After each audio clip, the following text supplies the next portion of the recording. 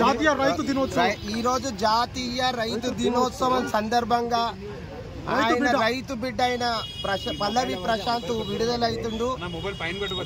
దీనికి సహకరించిన మీడియా మిత్రులకు, సోదరులకు, electronic media, print media, social media సోదరులందరికీ నమస్కారాలు.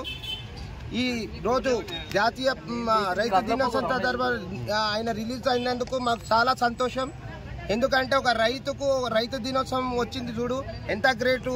ఎలాంటి సంఘటన అనుకోకుండా జరిగిన సంఘటనకు జడ్జి గారు సానుకూలంగా స్పందించేసి ఈరోజు రిలీజ్ అవుతున్నారు.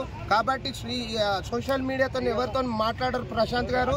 కాబట్టి దయచేసి మీరు ఓపికతో ఇచ్చేసి కొద్ది టైం ఇచ్చిన తర్వాత మళ్ళీ ఒకసారి చేస్తాం. కాబట్టి అందరికి ప్రత్యేక ధన్యవాదాలు.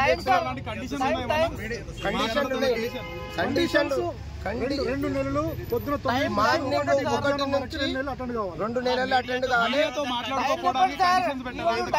కండిషన్ ఏం లేదు, కానీ ప్రశాంత్ గారికి ఏం చెప్తున్నామంటే కొద్దిగా గ్రామీణ నేపథ్యం ఉన్నది. ఆయన భాష యాసను అర్థం చేసుకుంటలేరు.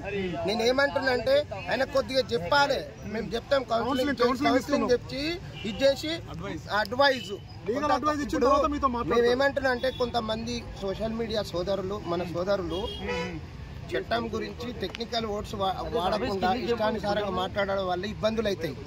కోర్టుకి ఇబ్బందులు అవుతాయి, ప్రజలకు ఇబ్బందులు అవుతాయి, చూసే వాళ్ళకి అవుతాయి, ఈ ప్రజలకు ఇప్పుడు ఇదైతాయి. కాబట్టి జాతీయ దినోత్సవం రోజు ఒక చిన్న గ్రామం నుండి వచ్చి పెద్ద స్టార్ అయింది. కాబట్టి దయచేసి మీరందరూ కోఆపరేట్ చేశారు సోషల్ మీడియాలో, ప్రింట్ మీడియాలకు. వారందరికీ ప్రత్యేక ధన్యవాదాలు తెలియజేస్తూ మళ్ళొకసారి పెద్ద ప్రెస్ మీట్ పెట్టేసేసి ఇచ్చేసి పల్లవి ప్రశాంత్ తో మాట్లాడచ్చు.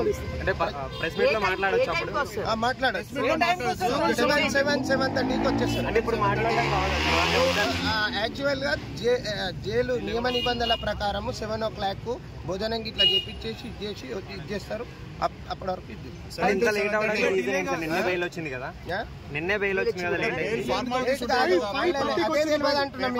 ఏమంటున్నా 5:30కి బెయిల్ డిక్లేర్ అయిన తర్వాత మేడం వెళ్ళిపోయిన తర్వాత నియమ నిబంధనల ప్రకారం మేడం చేస్తారు. కాబట్టి నియమ నిబంధనల ప్రకారం 7:30 మధ్యలో పల్లవి ప్రశాంత్ ఎప్పుడు పెట్టిస్తారు సార్ ప్రెస్ మీట్? మేము పెట్టిస్తాం, త్వరలోనే పెట్టిస్తాం.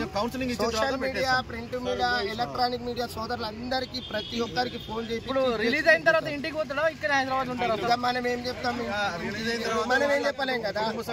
బయటికి ఎక్కడికైనా వెళ్ళొచ్చా సార్? అంటూ దగ్గరలో వాళ్ళకి ఏడికైనా వెళ్ళొచ్చు. పల్లవి ప్రశాంత్ ఈ ప్రపంచంలో ఏదైనా తిరగచ్చు.